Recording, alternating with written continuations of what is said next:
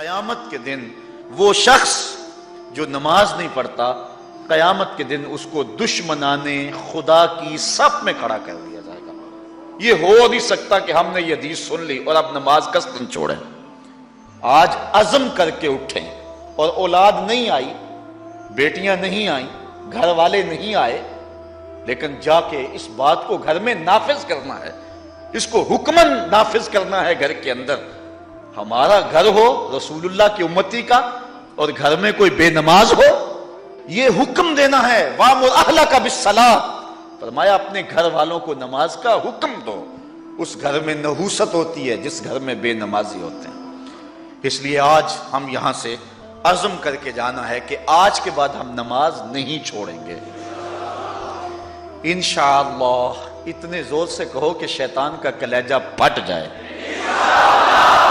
اللہ ہماری اس انشاءاللہ کو قبول کرے، قبول کرے۔ اللہ ہم کو پنجگانہ سجدے کی توفیق دے۔ کتنا بد نصیب ہے شخص کہ جس کی پیشانی اس کی حضور جھکتی نہیں ہے، سارا دن کبھی کسی کو سیلوٹ کرتا ہے، کبھی کسی کو سیلوٹ کرتا ہے، کہتا ہے میرے اس سے بھی تعلق ہونے چاہیے، اس سے بھی واسطہ ہونا چاہیے، اس سے بھی رابطہ ہونا چاہیے، کبھی دنیا میں کام پڑ جاتا ہے، اس سے بھی تعلق رہنا چاہیے میرا۔ کہاں کہاں صبح سے لے کر شام تک سلوٹ مارتا ہے، ایک اللہ کے حضور نہیں جھکا جاتا۔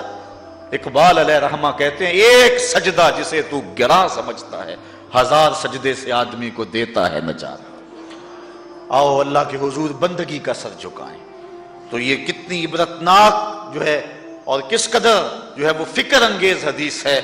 وَقَانَ يَوْمَ الْقِيَامَةِ مَعَ قَارُونَ وَفِرْعَوْنَ وَحَامَانَ وَأُبَيِّ بْنِ أَبِي خَلْفَ، وہ شخص ان بد نصیب لوگوں کے ساتھ کھڑا ہوگا جس کو نماز کی توفیق نہیں ہے۔ آپ نے حدیث علماء سے بارہا سنی، حدیث طویل ہے۔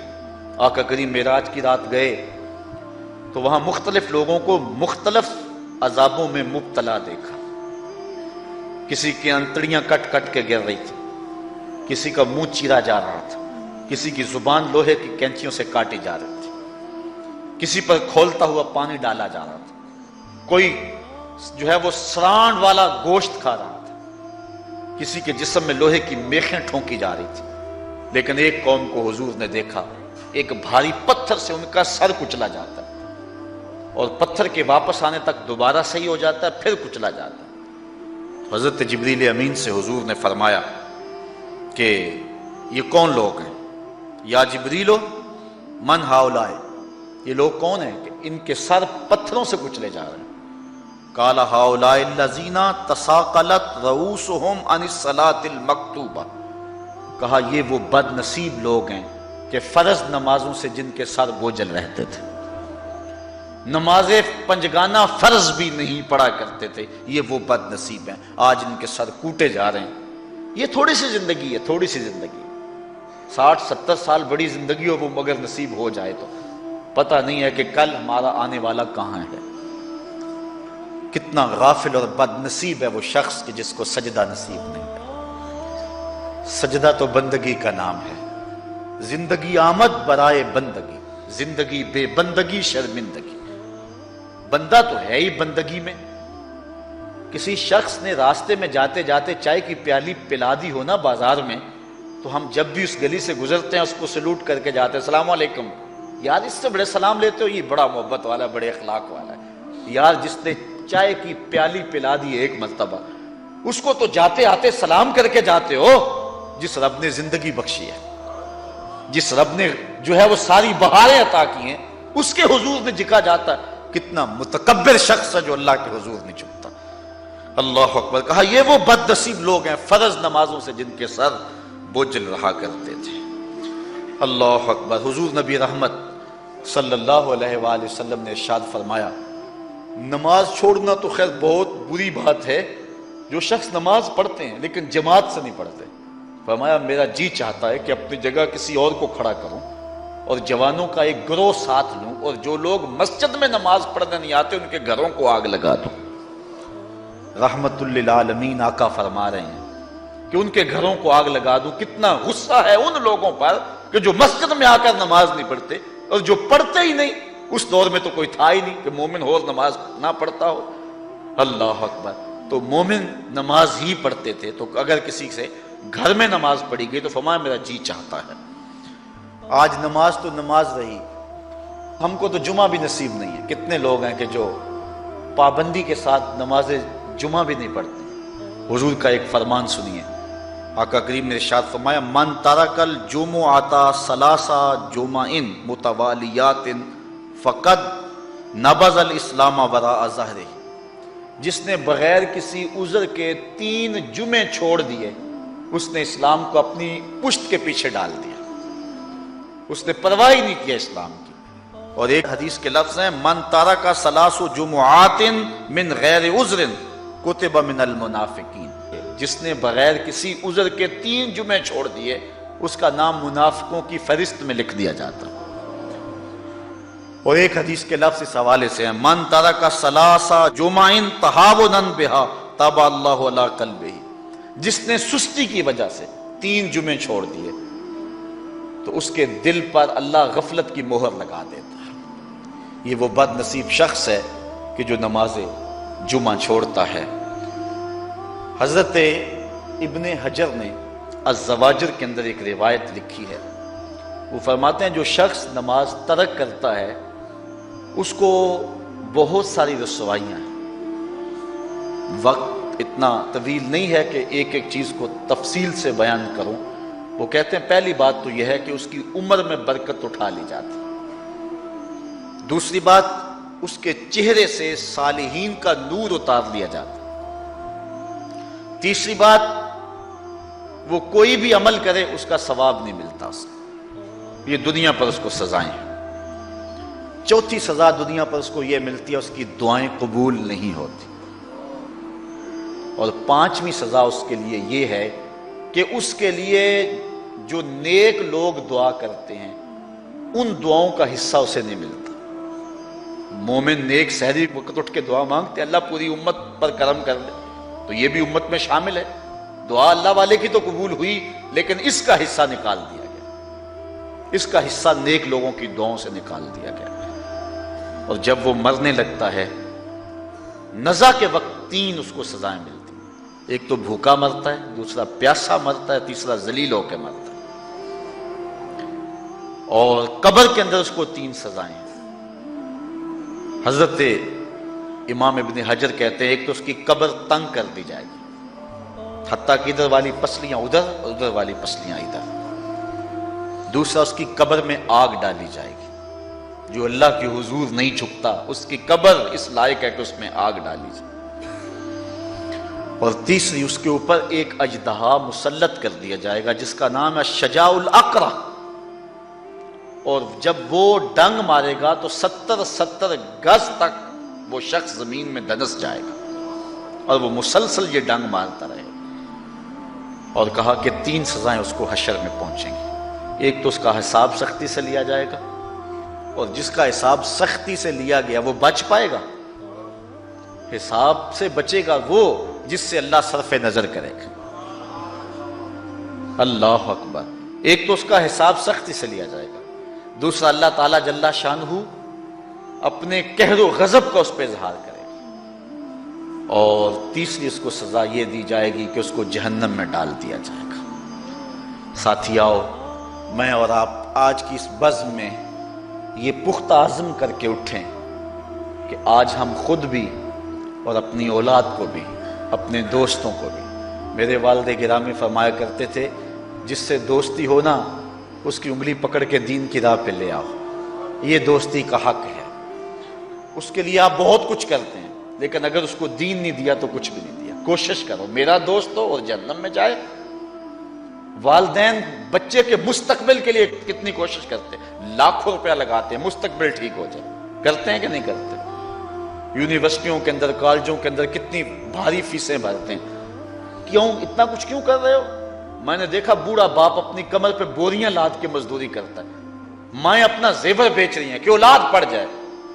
میاں اتنا کچھ کیوں کر رہے ہو؟ جی مستقبل ٹھیک ہو جائے۔ یہ مستقبل کتنا ہے؟ 20-25 سال کا، اور جو اصل مستقبل ہے اس کی فکر ہی نہیں کسی کو۔ اصل مستقبل تو وہ ہے۔ اللہ اکبر۔ بیرون ملک جائے بیٹا تو ماں کہتی ہے بس دعا کرو کہ میرا بیٹا خیریت سے پہنچ جائے۔ بیٹی کی شادی کرتی ہے تو ماں کہتی ہے دعا کرو کہ اپنے گھر میں اس کو چین مل جائے. کسی کا انٹرویو ہوتا ہے، لوگ کہتے ہیں جناب دعا کرو کہ اس انٹرویو میں وہ کامیابی سے گزر جائے. میں کہتا ہوں جب قبر میں اترتا ہے پھر کسی نے آ کر کبھی نہیں کہا کہ دعا کرو مشکل گھڑی آ گئی ہے خیریت سے گزر جائے.